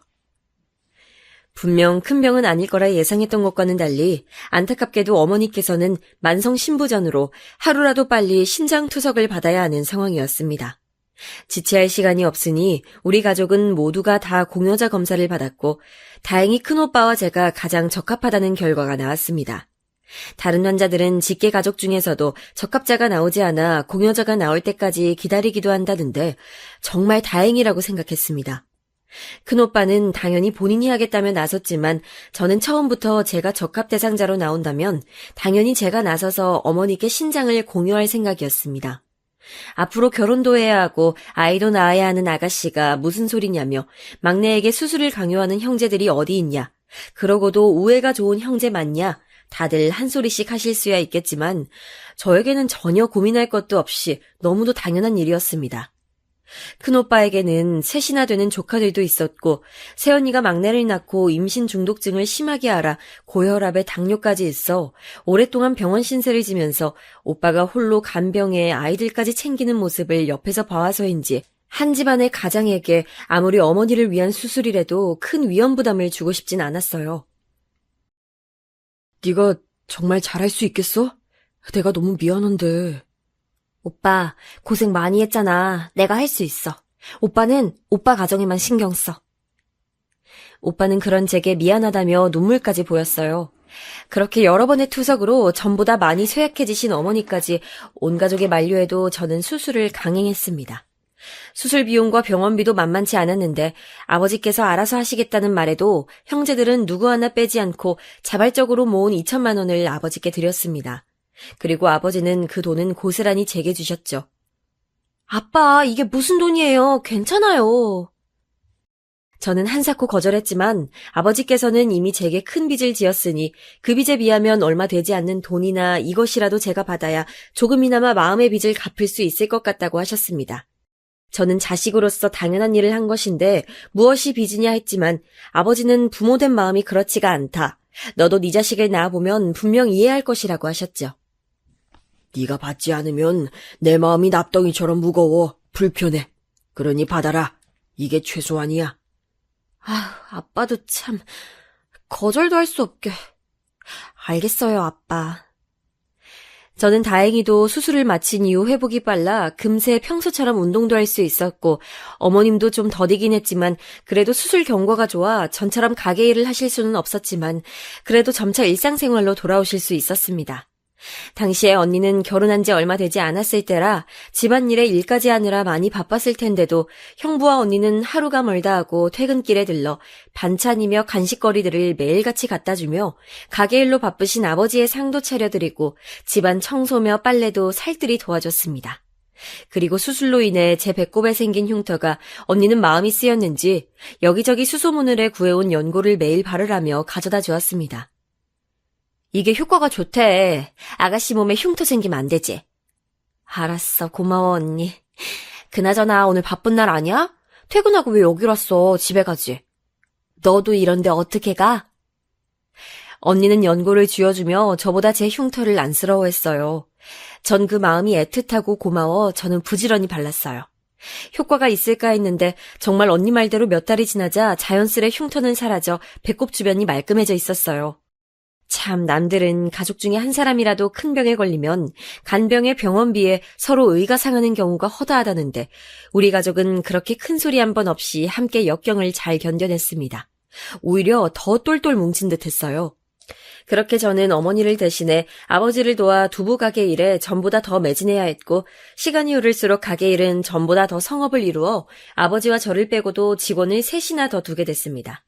하지만 그때까지도 두부를 만들고 파는 일만 할 줄 알았지 저는 연애 한번 제대로 해본 적이 없었습니다. 아버지도 형제들도 대놓고 말을 하진 않았지만 가게 일만 하며 27회를 넘긴 저를 다들 걱정하고 있었죠. 그렇게 저는 어느새 30을 바로 목전에 둔 노처녀가 되어 있었고 살면서 단 한 번도 제게 잔소리 한 번 한 적이 없었던 부모님께서 슬슬 제게 잔소리를 하시더군요. 결혼도 결혼이지만 여자 나이 30이 지나면 아이를 낳기도 쉽지 않아. 네, 저도 부모님 얘기가 무슨 이야기인지 알고 있어요. 근데 그렇다고 만나는 남자도 없고 이제는 들어오는 선자리도 없는데 결혼은 뭐 저 혼자예요? 엄마, 조금만 기다려주세요. 라며 너스레를 떨었지만 저도 나름대로는 걱정이 이만저만이 아니었습니다. 그러던 중 두부가게에서 일을 하던 직원 한 명이 일을 그만두게 됐고 그 소식을 들은 거래처 식당 사장님께서 당신의 아들놈에게 일을 좀 물려주려고 하는데 직장생활만 하던 놈이라 두부의 두자도 모른다며 우리 가게에서 일을 좀 가르쳐주면 좋겠다 하시며 아들을 가게로 보내셨습니다. 우리 아들 좀 잘 부탁할게. 이놈이 성실하긴 한데 이런 쪽으로는 전혀 몰라서 말이야. 알겠어요 사장님. 잘 알려드릴게요. 그때까지만 해도 직장생활만 해본 30살의 남자라기에 늑다리 아저씨일 거라고 생각하고 있었는데 이건 웬걸 키도 170이 훌쩍 넘고 딱 벌어진 어깨에 남자치고 힘올건 얼굴로 제법 봐줄 만한 남자였습니다. 사실 쑥스러워 그렇지 조금 더 솔직하게 말하면 봐줄 만한 정도가 아니라 탤런트라 해도 믿을 만한 외모라고 생각했죠. 잘생긴 외모 때문인지 말귀를 잘 못 알아들어도 몸도 빠릿빠릿하고 지각 한번 하는 법 없이 밥도 복스럽게 잘 먹는 게 성실하고 성품이 단정하다고 느껴졌습니다. 사장님, 이거 여기다 놓으면 될까요? 짐은 제가 들게요. 무거운데 어떻게 혼자 하시려고요? 괜찮은데. 거기다 성실하기도 했어요. 그렇게 반년 정도를 매일 함께 지내다 보니 자연스레 가까워졌고 어느 날부턴가 저를 알게 모르게 힐끔거리기에 제가 먼저 데이트 신청을 해 함께 밥도 먹고 영화도 한번 봤습니다. 가게에서만 보다 밖에서 만나니 훨씬 더 목소리도 듣기 좋고 인물도 아주 더 훤해 보이더라고요. 예, 맞아요. 제가 먼저 홀딱 반해버렸습니다. 저는 그때부터 같이 밥 먹자 놀러가자 쉬는 날마다 남자를 불러댔어요. 남자를 만나본 적이 없으니 저 스스로도 제게 그런 적극적인 면이 있는지 몰랐습니다. 그래도 천만다행으로 그런 제 적극적인 면이 먹혔는지 남자도 불러낼 때마다 척척 나오더군요. 같은 가게 안에서 일하며 쉬는 날마다 자주 만나다 보니 자연스레 둘 사이는 소문이 났고 평소 부모님끼리도 잘 아는 사이이고 워낙 둘 다 노처녀 노총각이었으니 연애도 제대로 하기 전에 결혼 얘기부터 나오기 시작해 일은 아주 순탄하게 흘러 일사천리로 진행이 됐습니다. 그렇게 우리는 손 한 번 제대로 잡아보지도 못하고 어느새 결혼식장에 들어서 있더군요. 결혼식을 올리자마자 거래처 사장님이시던 시아버님은 남편에게 자연스레 식당을 물려주셨고 저는 친정 부모님의 두부 가게에서 남편은 식당에서 성실히 일하며 차곡차곡 돈을 모았습니다. 어느 정도 예상들은 하셨겠지만 저희 부부는 결혼을 하고도 3년이 훨씬 지날 때까지 아이가 생기지 않았습니다. 그때는 지금처럼 난이미니 시험권이니 이런 말이 없었으니 막연하게 둘 중 하나가 어딘가 부실해 생기지 않는 것이라 여겼죠. 이 모든 게 모두 다 당신들의 탓이라며 가슴을 치시던 저희 부모님은 전국에 좋고 유명하다는 점집이며 건강원은 어디든 찾아다니시며 저를 위해 굿도 하고 귀하디 귀한 약들을 지어다 주셨어요. 이게 용한 부적이란다. 잘 때 붙이고 자라. 저는 겉으로 티를 내진 못했지만 이 모든 상황이 다 제 탓인 것 같아 매일 밤잠도 설치며 먹지도 못할 만큼 스트레스가 이만저만이 아니었습니다.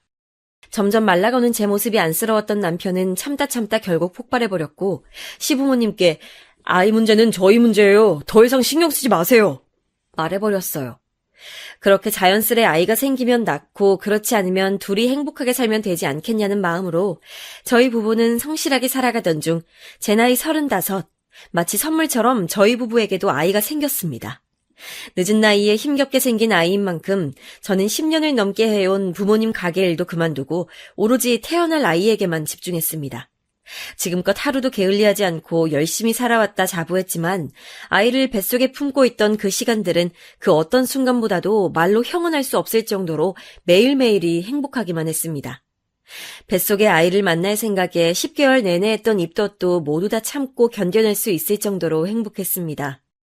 그렇게 눈에 넣어도 아프지 않을 아이가 하얀 눈이 펑펑 내리던 겨울밤 태어났습니다.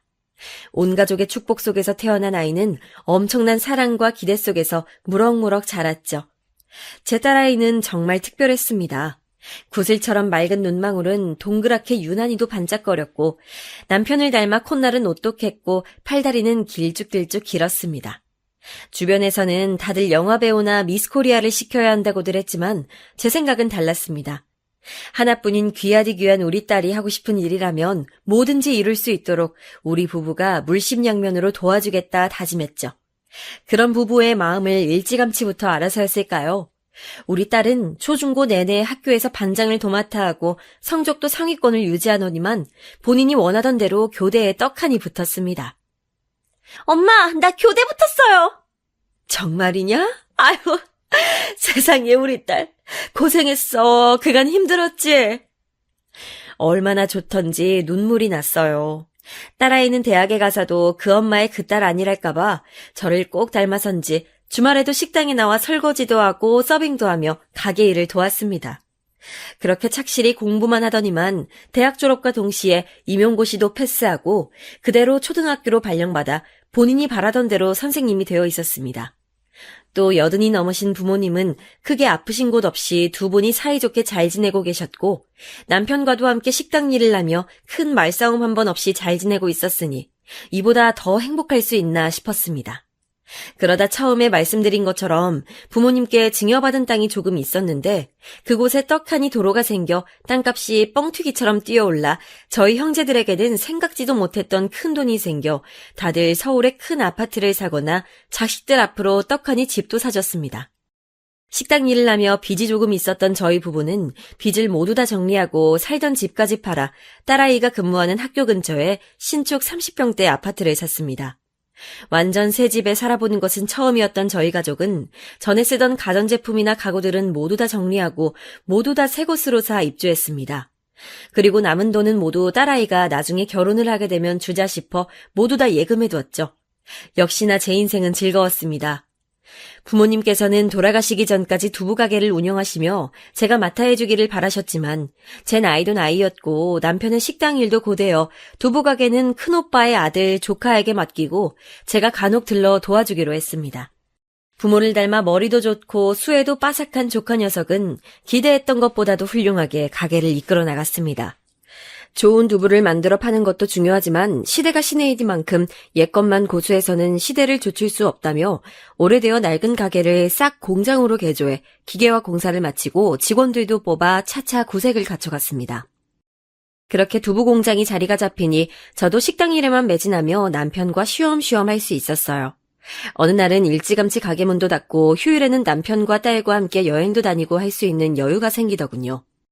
하루는 딸아이와 여행을 다녀오던 중 조카에게 연락이 와 공장에 좋은 일이 생겼으니 오랜만에 식구들끼리 모여 식사라도 함께 하자고 연락이 왔습니다. 좋은 일이라고 하니 저도 기분이 좋아 그 길로 은행에 가 큰맘 먹고 돈 50만 원을 출금해 봉투에 넣어 딸아이와 공장으로 향했습니다. 오랜만에 언니와 오빠들도 만나고 조카들까지 만나는 것만으로도 기분이 좋았는데 그 자리에서 아주 인물이 훤한 젊은 남자를 보게 됐습니다. 조카가 잘 아는 동네에 큰 교회가 있는데 그 교회의 전임 전도사로 목사고시를 준비 중이라고 소개를 하더군요. 여기 전도사님이 계신 교회가 우리 구에서 아마 제일 클걸요? 그래? 네, 오늘 거기 식당이랑 저희 제품이랑 계약했어요. 아이고, 그랬구나. 기특하다. 제가 어릴 적부터 여기 두부를 먹고 자랐거든요. 제가 저희 교회 식당 담당 집사님께 아주 강력 추천했어요. 인물만 좋은 게 아니라 말도 얼마나 서글서글하게 하는지 교회에서만 일하기에는 참 아까운 인물이라며 모인 사람들 모두가 입이 마르게 칭찬을 했죠. 공장 한쪽에 긴 테이블을 깔고 고기도 구워 함께 먹으면서 다들 함께 좋은 시간을 보냈는데 그날은 눈치채지 못했었지만 그날 이후부터 딸아이가 갑자기 교회를 다니기 시작하더라고요. 우리 구에서 제일 크다는 바로 그 교회를 말입니다. 역시 누가 제 딸내미 아닐까봐 남자 인물 보는 건 똑같다 싶었죠. 휴일마다 그 전도사라는 사람과 데이트도 하고 들어오는 것 같더니만 아예 방학 때는 매일같이 만나는 것 같더군요. 직장도 좋고 인물도 좋은 우리 딸이 드디어 연애라도 하는가 싶어 은근 기대하며 이런저런 훈수를 두지 않으려 애쓰며 잠자코 지켜보고 있었는데 어쩜 닮지 않아야 하는 것까지 닮았는지 딸내미는 이제 막 부목사가 된 남자친구가 아무래도 담임 목사가 되려면 결혼을 좀 서둘러야겠다고 하더군요. 결혼? 벌써? 너희 만난 지도 얼마 안 됐는데 좀 더 만나보고 생각해도 되지 않겠어? 교회에서도 결혼을 안 한 사람을 담임 목사로 뽑기는 좀 어려운가 보더라고. 그래도 목사 사무면 아무래도 직장 다니기도 어려울 거고. 사실 제 속마음은 그래도 명색이 학교 선생님인 딸내미가 종교인의 아내, 사모 뭐 그런 식으로만 살기엔 아깝다는 생각이 들었습니다. 언제나 딸아이의 행복만을 원하는 엄마라 자부했었는데 막상 이렇게 빨리 결혼을 하겠다고 하니 저도 어쩔 수 없는 욕심쟁이 엄마더군요. 그래도 뭐 어쩌겠습니까. 이미 딸아이가 마음을 정하기도 했고 두부 공장에서 처음 봤던 그 좋은 인상을 보면 인연인가 싶기도 하여 저와 남편은 결혼을 허락해줬습니다. 허락이 떨어지기가 무섭게 딸아이와 예비사위는 척척 결혼 준비를 시작하더군요. 허락하지 않았다면 아마도 어마어마한 원망을 받았겠구나 싶을 만큼 둘 사이는 아주 좋아 보였어요. 그런데 결혼 준비를 하다 보니 한 가지 걸리는 것이 있었습니다. 알고 보니 예비사위의 아버님은 알코올 중독으로 요양병원에 입원 중이셨고 어머님은 지방 어디선가 홀로 살고 계시다는 것이었습니다.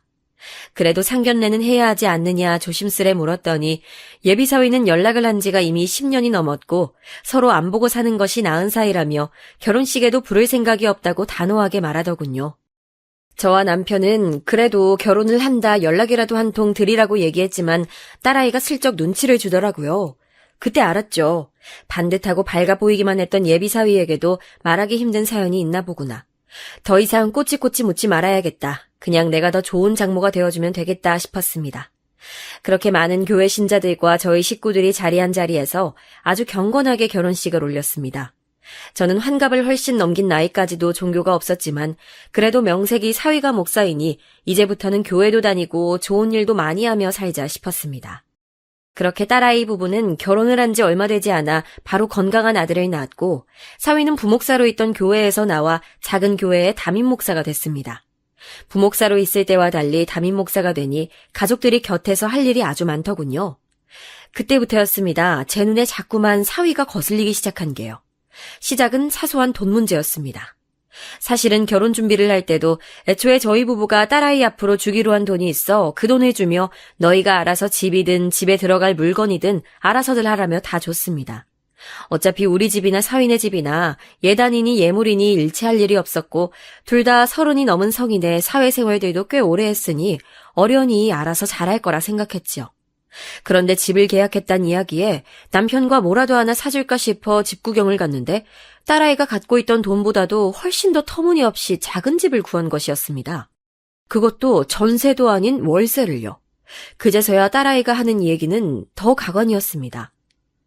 엄마, 사실 우리 남편한테 빚이 있었어. 그거 갚아주고 나니까 월세방 돈 나오더라고. 남편은 젊은 남자가 도대체 어떻게 살았기에 그렇게 빚이 많냐고, 혹시 무슨 도박을 하거나 문제가 있는 것이 아니냐고 다그쳤는데 딸아이는 절대 그런 것이 아니라 어릴 적부터 부모님의 지원이 전혀 없었기 때문에 신학대학을 다닐 때부터 생활비로 생긴 빚이 좀 있었다는 겁니다. 아니, 아무리 그래도, 아휴. 남편은 더 할 말이 많은 것 같아 보였지만 저는 애써 더 묻지 않았습니다. 아까 말한 대로 30이 넘은 남녀가 서로 좋아서 서로를 위해 한 일인데 제가 왈가왈부해봐야 악역을 자처하는 꼴밖에는 안 될 것 같았거든요. 다들 아시잖아요. 자식들이 어디 부모 마음을 알겠나요. 그리고 물론 돈도 돈이었지만 저들 나름대로는 있는 빚부터 먼저 다 정리하고 새롭게 시작하고 싶었겠다 싶더군요. 남편에게도 이제 진짜 가족이 됐으니 아들이다 생각하고 그 정도는 해줄 수 있겠다 하는 마음으로 넓게 생각하자고 타일렀습니다. 그리고 식을 올리고 신혼여행에 다녀온 뒤로 집에 놀러온 사위에게도 젊은 날 고생이 많았으니 앞으로는 둘이 합심해 점차 좋은 집으로 넓혀가면 될 일이라고 얘기해줬습니다. 그리고 옆에 든든한 처가가 있으니 힘든 일이 있음 언제든 얘기하라고도 했죠. 아이고, 제가 도대체 왜 그랬을까요? 그런 소리는 함부로 하는 게 아니었는데 제 발등을 아주 제대로 찍은 것이었어요. 담임 목사로 가게 된 교회는 저도 잘 아는 시장 근처의 작은 학원 건물 안에 있는 교회였는데 사위는 툭하면 작은 교회라서 그렇다는 둥, 신실한 신자들이 너무 적다는 둥 하며 저희 딸아이에게 투덜대는 소리를 종종 하더군요. 참, 이런 곤란한데, 작은 교회라 그런지 참 운영하기가 쉽지 않아요. 저는 그럴 때마다 무슨 일이냐 물었는데 처음엔 별일 아니라고 둘러대던 딸아이가 결국엔 얘기를 해주더군요. 지금 담임 목사로 있는 교회 건물에서 멀지 않은 곳에 새로 신도시가 들어오는데 그곳에 큰 부지 안에 딱 교회 자리로 좋은 곳이 있다는 것이었습니다. 그래서 사위의 생각은 어떻게든 지금 교회를 정리하고 그쪽에 새로 교회를 지어 들어가고 싶다는 것이었습니다. 저는 지금 교회도 들어간 지 얼마 안 됐는데 새 담임 목사가 오자마자 새 교회를 짓겠다 하면 어느 교인들이 좋아하겠느냐 했지만 이미 뜬구름 속에 붕붕 떠버린 사위는 주변에서 하는 조언들이 잘 들리지 않는 것 같았습니다. 마치 옆에서 누군가의 조종을 받고 있는 것처럼요. 분명 결혼 전에 봤던 전도사 시절의 사위는 진심으로 하나님을 섬기며 참된 종교인이 될 것처럼 보였었는데 담임 목사가 된 이후에 작은 교회를 직접 운영을 하기 시작하더니만 180도 다른 사람이 돼 있었어요. 흔히 말하는 돈독이 오른 것처럼 보였죠. 그리고 저와 남편, 처갓집을 대하는 방식에도 분명 많은 변화가 있었습니다. 언제부턴가 사위는 툭하면 불쑥 남편과 제가 있는 식당에 찾아왔고 손님도 많지 않은데 뭐하러 힘들게 장사를 하시냐. 요즘은 투자를 해야 먹고 산다라는 식으로 얘기를 하더군요. 그리고 뜬금없이 제 큰조카가 운영하고 있는 두부 공장 자리가 지금 평당 얼마나 나가는지, 그리고 저와 남편이 살고 있는 아파트가 살 때보다 얼마나 더 올랐는지에 대해 어디서 듣고 와서는 저와 남편보다도 훨씬 더 빠삭하게 굴었습니다. 그런 소리를 해댈 때마다 처음엔 저도 그냥 듣기 싫어 대충 말을 돌렸는데 그런 식의 얘기들이 잦아지니 저도 좀 걱정이 되기 시작하더라고요. 결혼할 때처럼 혹시나 모르고 있던 빚이라도 더 생긴 건 아닌지, 그게 아니라면 정말 교회를 새로 짓고 싶어 저러는 건지 말이죠. 그래도 100년 손님이라는 사위인데 대놓고 돈 문제를 묻기엔 저도 무안해서 자주 딸아이의 집에 들르고 사위가 담임 목사로 있는 교회에도 자주 들렀습니다. 반찬이나 교인들 줄 간식들을 직접 다 만들어서요. 그런데 이상하게도 집에서도 그렇고 교회에서도 사위를 만나기는 힘들었습니다. 어디로 간 거지? 집이야 저녁 때가 되면 알아서야 들어오는 것 같았지만 대낮에 담임 목사라는 사람이 도무지 교회에서 보기가 힘드니 좀 이상하더군요. 거기다 교회가 있는 시장에서 제가 아는 사장님들이 몇 분 계셔서 간 김에 들러보았더니 하나같이 하는 말이 똑같더라고요. 그 교회의 담임 목사가 제 사위라는 소리에 다들 교회에 들러본 적은 있었는데 젊은 사람이 영 되지 않는 소리를 해댔답니다. 무슨 소리요? 아유, 이 시장을 끼고 있는 부지가 존치관리구역으로 묶여있어 재개발이 희박하다느니 얼마 전 자기가 하나님 소리를 들었는데 조금 더 가능성 있는 땅으로 믿음의 터전을 옮겨야 한다는 얘기를 예배 시간에 한 거야. 아우 참나 생각도 없이. 정말요? 그래서 그날 이후 시장 사람들은 젊은 목사가 이 작은 교회에서 한미천을 제대로 뜯어 크게 성공하고 싶어 저러는 것 같다고들 했답니다. 그리고 그날 이후 교회 성도들도 확실히 많이 줄었다네요. 저는 아무래도 걱정이 돼 딸아이에게도 몇 번 물었지만 교회 일이야 남편이 다 알아서 해 본인이 잘 모르지만 원래 동네 작은 교회 목사는 그 지역구의 유지들을 만나는 게 더 중요한 일이라고 사위가 그랬다네요. 그리고 하나님의 소리를 들었다느니 하는 소리는 원래도 매일 하는 소리랍니다. 저는 기가 막혀 사위가 만나고 다닌다는 사람들이 구체적으로 누군지 좀 알아봤어요. 신도시가 들어선다는 그 동네에 땅을 좀 갖고 있거나 건물을 올리려는 사람들이라 하더군요. 역시나 사위가 교회 일보다는 다른 데 정신이 팔린 게 분명해 보였습니다. 제 아무리 하나님의 소리가 중요한 목사래도 신앙 말고는 세상 물정 아무것도 모르는 사람이 제 눈에는 돈 좀 있는 사람들과 어울려 다니며 휘둘리는 것으로 밖에는 보이지 않았습니다. 우리 딸도 걱정되고 사위도 너무 걱정이 되는데 이건 어쩜 좋아요? 전 아무래도 걱정이 돼서 이런저런 힘든 얘기들을 남편과 언니 오빠들이 모인 자리에서 넋두리처럼 해댔는데 언니와 오빠들이 하나같이 저와 같은 생각이더라고요. 그대로 두면 안 되지. 그러다 지금 있는 성도들마저 다 빠져나가면 어째. 그리고 괜히 교회 짓는다고 성도들한테 헌금이라도 걷기 시작하면 아주 골치 아파지지 않겠소? 그 얘기를 듣자 저는 머리카락이 쭈뼛 서는 것 같았습니다. 교회 목사가 벌어봐야 돈을 얼마나 번다고 그런 욕심을 부린답니까? 저는 고민 끝에 사위를 만나기로 했고 사위도 제가 만나자는 말에 뭐가 그렇게 기분이 좋은지 맛있는 밥을 사준다며 이름만 들어도 고급져 보이는 한정식 집으로 오라더군요. 식당에 도착해 예약되어 있다는 룸으로 들어갔더니 룸 안에는 사위뿐만이 아니었습니다. 웬 나이가 지긋하신 남자분 한 분과 제 딸보다도 어려 보이는 젊은 아가씨가 사위와 함께 앉아있더군요. 아유, 이분들은 장모님께 꼭 소개해드리고 싶은 분들이라서요. 제가 룸에 들어서자마자 자리에서 벌떡 일어난 사위는 전부터 제게 꼭 소개해주고 싶었던 분들이라며 먼저 자리에 있던 남자와 아가씨를 차례로 소개해주더군요. 네, 맞습니다. 그 신도시 부지에 땅도 가지고 있고 그 주변에 이미 다 지어진 건물도 하나 가지고 있다는 건물주와 그 건물주의 딸이라는 사람들이었습니다. 저는 사위를 만나 지금 담임 목사로 있는 교회에 조금 더 열중하고 성실하게 일하라는 얘기를 할 생각이었습니다. 제 딸아이가 그렇게 꿈꾸던 선생님이라는 안정적인 직업도 그만두고 아이를 키우며 사위를 위해 팔자에도 없는 교회 사모 역할을 하고 있으니 장모로서 그 정도 당부는 할 수 있다고 생각했죠. 그리고 아시지 않습니까? 저희 친정이 그리고 저희 부부가 어떤 사람들인지 말입니다. 저희 부부에게는 진작부터 하나뿐인 제 딸을 위해 아끼고 아껴 모아둔 돈이 좀 있었습니다. 저와 남편이야 70이 다 돼가도록 해오던 식당 일이 있었고 서울에 아파트 한 채도 있으니 이제 슬슬 노후를 위해 가게도 정리하고 아파트도 정리해 정신없고 고생스럽기만 했던 도시를 떠나 고즈넉한 곳에 터를 잡고 누구 하나 떠날 때까지 그렇게 둘이 오순도순 살 생각이었기에 모아둔 돈들은 모두 다 딸 내외에게 줄 생각이었습니다. 딸아이와 사위가 결혼할 때처럼 그 돈을 어디에 쓰든 두 사람이 알아서 하게 될 생각이었습니다. 어차피 둘 사이만 좋다면야 다 제 딸과 사위 그리고 손주를 위한 일이라고 생각했죠. 그러니 사위가 자꾸만 또 새 교회를 짓겠다 얘기하면 아직은 나이도 젊고 이제 막 시작한 사람이니 때가 되면 우리가 돈을 좀 보태주겠다 말할 심산이었죠.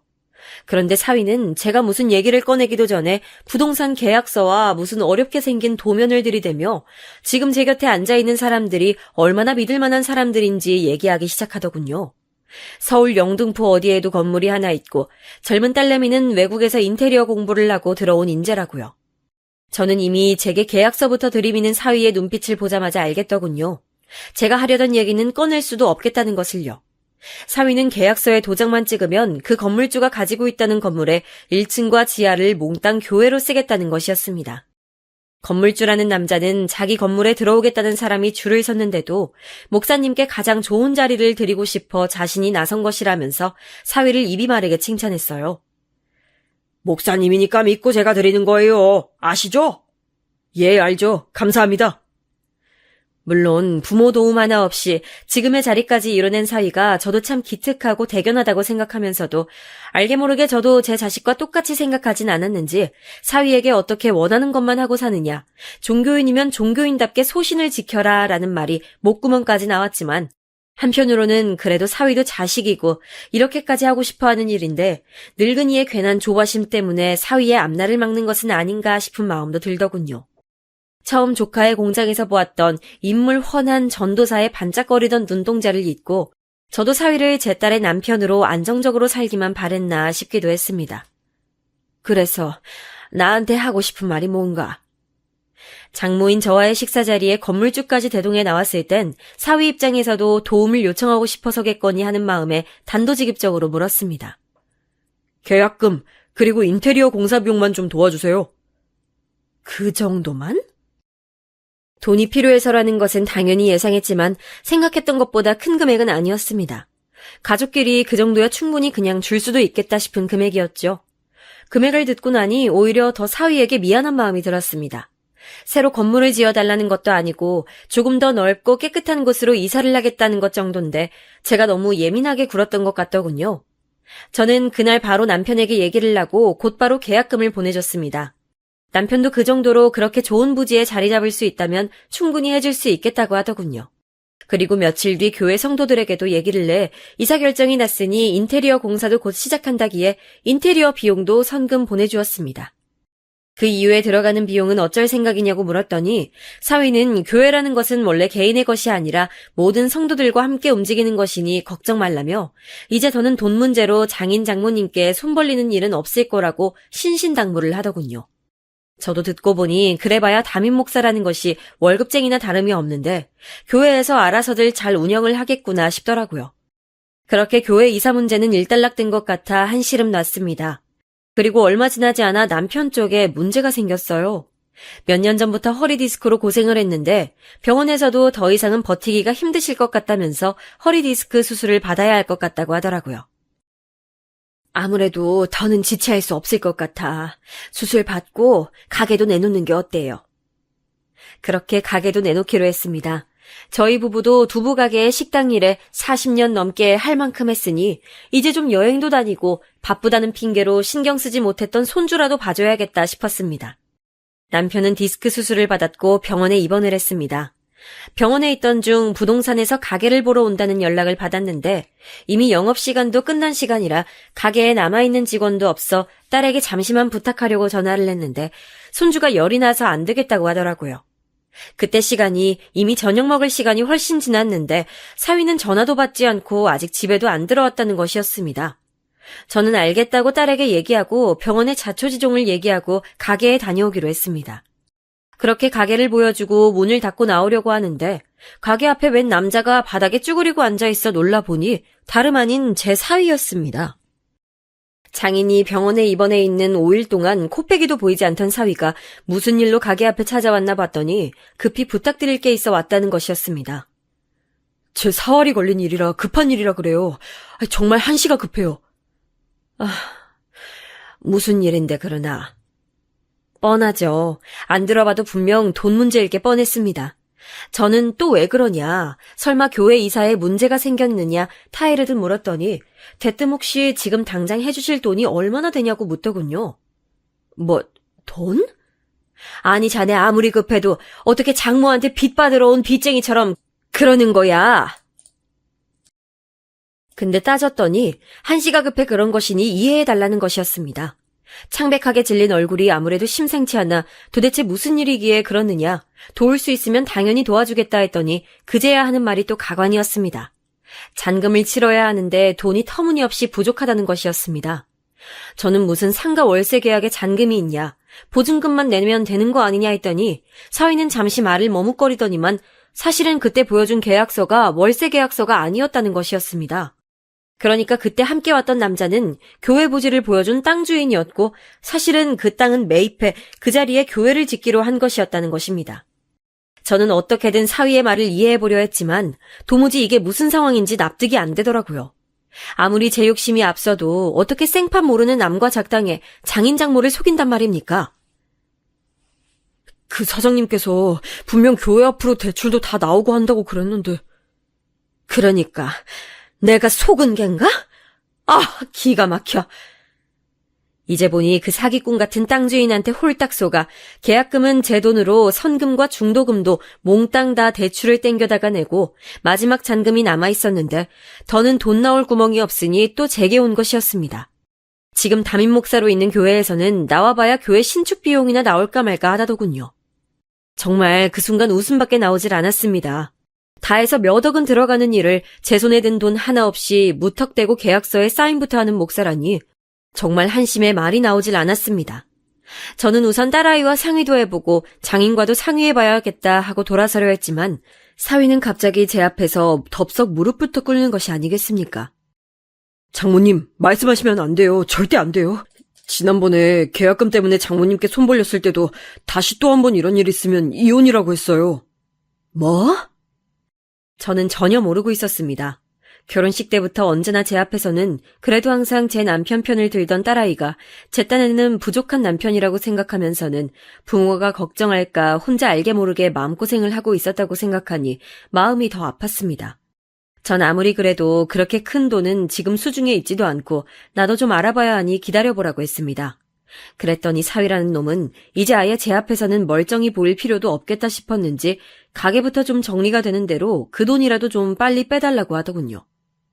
천불이 나고 가슴이 먹먹한데 어쩌겠습니까?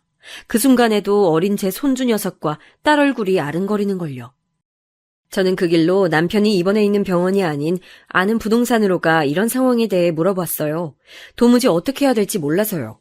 지금와 계약을 파기하기라도 하면 지금까지 쏟아부은 돈도 날리고 배로 보상까지 해줘야 할 판이라는 겁니다. 답이 없었습니다. 나중에 교회를 짓던 어찌하던 어쨌든 계약서에 사인한 돈은 정리해야 했으니 사위 말대로 가게를 정리한 돈을 먼저 주고 다음날 은행에 가 아파트를 담보로 대출을 좀 받을 수 있나 알아봤죠. 그렇게 받을 수 있는 만큼 다 대출을 받아 사위가 있다는 교회로 향했습니다. 그리고 결판을 질 생각이었죠. 이 돈으로 다 해결이 되면 앞으로 다신 돈 문제를 일으키지 말아라. 다시 한번 돈 때문에 손을 벌리면 그땐 나도 더 봐주지 않겠다. 아주 엄포를 놓을 생각이었습니다. 교회로 올라가는 계단을 오르는데 원래도 좀 오래되고 낡은 건물이긴 했지만 뭔가 느낌이 쎄하더군요. 이상하게 한기도 좀 돌고요. 아직 이사하려면 멀었는데 건물이 왜 이렇게 썰렁해?